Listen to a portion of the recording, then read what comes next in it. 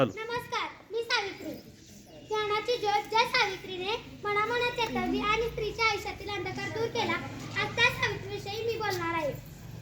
जल्ले सेनाचे गोळे जल्ले कर्मठ भिकारी नंदा ज्योतिबाची सावित्री स्त्रियांसाठी तिने केला खुला शिक्षणाचा जराने हरली जराने डगमगली काही काली संकटे जरी घरा सदैव तप्त ती राहिली शिक्षित करण्यात समाज सारा आज्ञानाच्या काळात कितपत पडलेल्या दीनदलितांना प्रकाशाचा मार्ग दाखवणाऱ्या खऱ्याखुऱ्या विधेचे दैवत म्हणजे क्रांतीज्योती सावित्रीबाई फुले. त्यांचा जन्म 3 जानेवारी 1831 मध्ये सातारा येथील खंडाळा तालुक्यातील नायगाव या गावी झाला. अवघ्या 9व्या वर्षीच त्यांचा विवाह महात्मा फुले यांच्याशी झाला. एक सुशिक्षित समाजवादी परोपकारी आणि समंजस पती महात्माजींच्या रूपात त्यांना लाभला. सावित्रीबाईंनी स्त्रियांसाठी व मुलींसाठी शाळा सुरू केली, परंतु हे करत असताना त्यांचा आतूनच छळ झाला.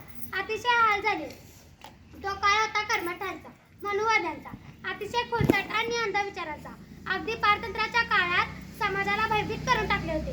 ते या कर्मठांचा भेदभाव करणाऱ्या एका विशिष्ट समाजाने उच्च नीच स्पर्श अस्पृश्य आणि स्त्रीला काळीचे महत्त्व अशा वातावरणात सावित्रीबाईंनी स्त्रियांना शिकवण्याचे फार मोठे धाडस केले. रस्त्यावरून जाता येता शेणाचे गोळे फेकले जायचे, चिखल टाकला जायचा, पण तरीही त्या डगमगल्या नाही. त्यांनी आपले कार्य सुरूच ठेवले.